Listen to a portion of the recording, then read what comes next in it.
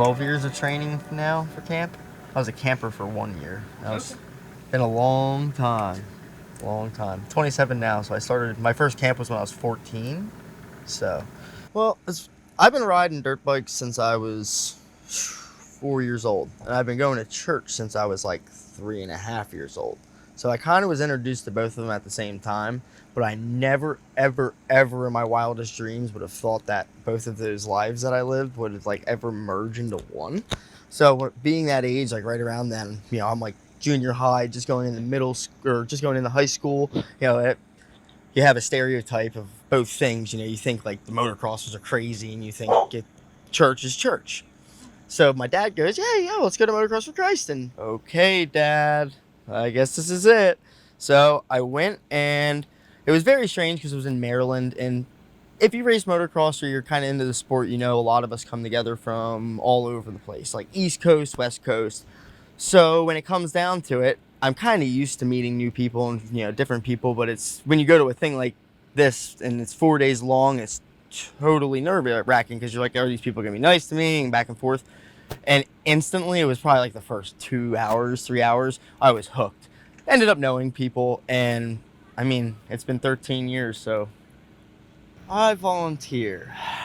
Why do I volunteer? It's crazy because, we're probably going to talk about it later on, but, as you're a kid, we talked about it right off the bat. I went to church, I rode motocross, 14, 15 years old.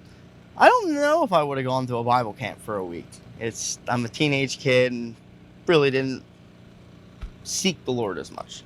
So, like I said, my dad told me both of them. He said, man, both experiences, so you're going to be fine. And I was like, oh man, this is going to be rough. So when I came in and I experienced those first couple camps, and my first camp, I was a camper. I learned a lot. And just within the first camp, next year, I think I ended up missing, and it came into the next one. They didn't have any spots open. And Jason said, hey, if you want to come, you can help train, you can help set up, you can help do whatever you want, and you can come to camp for the whole time. Even now, when I was a trainer, I still learn tons of stuff. I'm not only learning about dirt bikes still, but I'm able to share the common knowledge that I have for safety, and I'm also able to share my common knowledge with what the Lord's done in my life now, because fast forward all these years, like I said, I've been here for 13 years, and it probably wasn't until 5-6 years ago that the Lord put his foot in my life and kind of went, all right, buddy, like this is what it's going to be. It was really rough at the time, but now being able to look back, this whole time that I was going through all these things, and it all led to certain points. I've invited a lot of people over the years, and people have signed up and came that you would never expect to be at a church. And so you tell somebody, and if that somebody's like a motocross addict, like a lot of us are, you go, oh man, dirt bikes. You said there's Jesus? Oh man, dirt bikes. And in the long run, hey, they might just make that compromise where they're like, all right. So they may come into that church sermon or, our testimony or whatever is going on that end of, the camp. And they may come in with closed ears, but all of a sudden they hear something. And it doesn't have to hit them right then and there. It can be 2, 3, 4, 5, 6 months when they're at a low point. That might resonate in their heart and their mind. I like to say sometimes it's hard to say where the Lord, and like people ask, what's the Lord done for you indirectly or like directly? And you're like, well, it's not a person. It's not a thing that's going to come down, but I can tell you on where the Lord's put people in my life to teach me things, where the Lord has put people in my life to pull me out of things.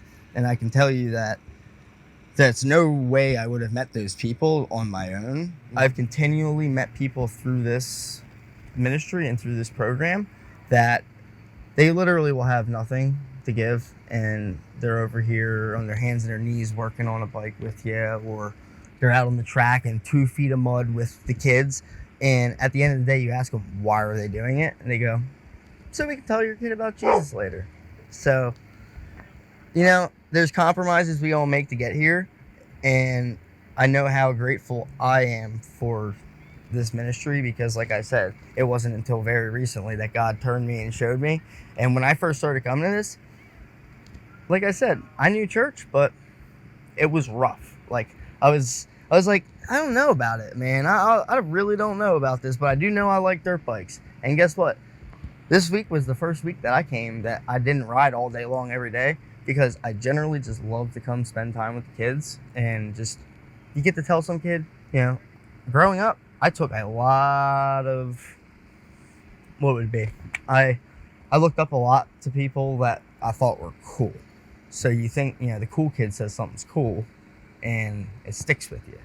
Like, apparently, I don't think I'm cool, but some of the guys think I'm cool, and I'll say some things, or I'll say just something like very lighthearted that I never would imagine in 1,000 years would impact somebody, and I hear 5 years later from, like, as of recent, multiple camps later, that somebody's like, man, you said this in your testimony years ago and it changed my life. And I was like, dude, I said that testimony on a whim just because I wanted to make other kids, like, at that point, make people realize, like, I understand and that's how I feel, and the Lord is helping me. And that was like, wow. Now you look back at that and it's like, boom.